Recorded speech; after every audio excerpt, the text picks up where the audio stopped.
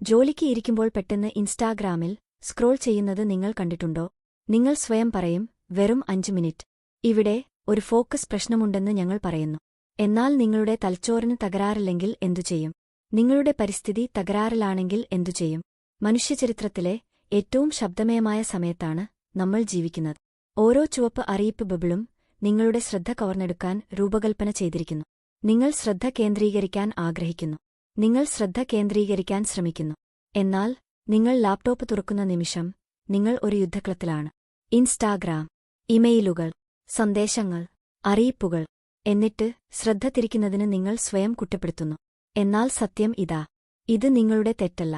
നിങ്ങളുടെ ഏറ്റവും വിലപ്പെട്ട ആസ്തി, നിങ്ങളുടെ ഫോക്കസ് സംരക്ഷിക്കാൻ നിങ്ങളെ ഒരിക്കലും പഠിപ്പിച്ചിട്ടില്ല. കാരണം അത് അങ്ങനെയാണ്. എനിക്കും ഇതിൽ ബുദ്ധിമുട്ടായിരുന്നു. ഞാൻ 10 മിനിറ്റ് എഴുതുമായിരുന്നു. പിന്നെ യൂട്യൂബ് നോക്കുമായിരുന്നു. 20 മിനിറ്റ് ജോലി ചെയ്യുമായിരുന്നു. പിന്നെ ലഘുഭക്ഷണത്തിനായി നേരം കളഞ്ഞിരുന്നു. ആവർത്തിക്കുക.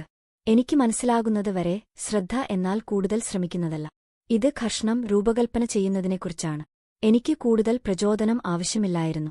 എനിക്ക് കുറച്ച് തീരുമാനങ്ങൾ ആവശ്യമായിരുന്നു. കുറച്ച് പ്രലോഭനങ്ങൾ. അപ്പോൾ നിങ്ങൾ യഥാർത്ഥത്തിൽ എങ്ങനെയാണ് ശ്രദ്ധ മെച്ചപ്പെടുത്തുന്നത്? 1. നിങ്ങൾ ആരംഭിക്കുന്നതിന് മുമ്പ് ശബ്ദം നീക്കം ചെയ്യുക.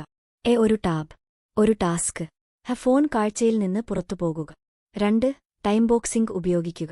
ഹ്രസ്വവും സമയബന്ധിതവുമായ സ്പ്രിന്റുകളിൽ ശ്രദ്ധ കേന്ദ്രീകരിക്കുക. 25 മിനിറ്റ് ഓൺ ചെയ്യാൻ ശ്രമിക്കുക.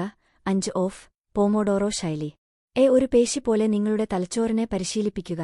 തീവ്രത, വിശ്രമം, ആവർത്തിക്കുക. 3. ആരംഭ സൂചനകൾ രൂപകൽപ്പന ചെയ്യുക. ഒരു പ്രത്യേക പ്ലേലിസ്റ്റ് പ്ലേ ചെയ്യുക. എപ്പോഴും ഒരേ കസേരയിൽ ഇരുന്ന് ജോലി ചെയ്യുക. 4. നിങ്ങളുടെ തലച്ചോറിന് ഒരു യഥാർത്ഥ ഡോപാമൈൻ പ്രതിഫലം നൽകുക. ആഴത്തിലുള്ള ജോലിക്ക് ശേഷം നടക്കുക, ചായ കുടിക്കുക, അല്ലെങ്കിൽ ആ അറിയിപ്പ് കുറ്റബോധമില്ലാതെ പരിശോധിക്കുക. ശ്രദ്ധ കേന്ദ്രീകരിക്കുന്നത് ശിക്ഷ പോലെയല്ല, നല്ലതായി തോന്നിപ്പിക്കുക. കാരണം ഇതാണ്. ശ്രദ്ധ കേന്ദ്രീകരിക്കാൻ നിങ്ങൾ ഒരു സന്യാസിയാകേണ്ടതില്ല. നിങ്ങളുടെ ദിവസം ഒരു യുദ്ധമേഖല പോലെയല്ല, ഒരു ലാബ് പോലെ രൂപകൽപ്പന ചെയ്യേണ്ടതുണ്ട്. നിങ്ങൾ യഥാർത്ഥ ശ്രദ്ധ കേന്ദ്രീകരിക്കാനുള്ള ഇടം സൃഷ്ടിക്കാൻ തുടങ്ങുമ്പോൾ ജീവിതം മന്ദഗതിയിലാകുന്നു. നിങ്ങൾ ജോലി വേഗത്തിൽ പൂർത്തിയാക്കുന്നു. നിങ്ങൾക്ക് ഭാരം കുറഞ്ഞതായി തോന്നുന്നു. ഒരിക്കൽ വിരസമായി തോന്നിയ നിശബ്ദത നിങ്ങൾ ആസ്വദിക്കാൻ തുടങ്ങും. ഏറ്റവും നല്ല ഭാഗം, നിങ്ങൾ വീണ്ടും സ്വയം വിശ്വസിക്കാൻ തുടങ്ങും. ഇപ്പോൾ സ്വയം ചോദിക്കുക, നിങ്ങളുടെ അടുത്ത ജോലിക്ക് മുമ്പ് നിങ്ങൾക്ക് നീക്കം ചെയ്യാൻ കഴിയുന്ന ഒരു ശ്രദ്ധാശൈഥില്യമെന്താണ്? അത് അഭിപ്രായങ്ങളിൽ എഴുതുക.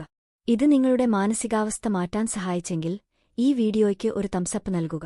എനിക്ക് ശ്രദ്ധ കേന്ദ്രീകരിക്കാൻ കഴിയുന്നില്ല എന്ന് നിരന്തരം പറയുന്ന ആ ഒരു സുഹൃത്തുമായി ഇത് പങ്കിടുക. കാരണം ഒരുപക്ഷേ അവർക്ക് അവരുടെ തലച്ചോറല്ല, മറിച്ച് അവരുടെ പരിസ്ഥിതിയെ ശരിയാക്കേണ്ടതുണ്ട്.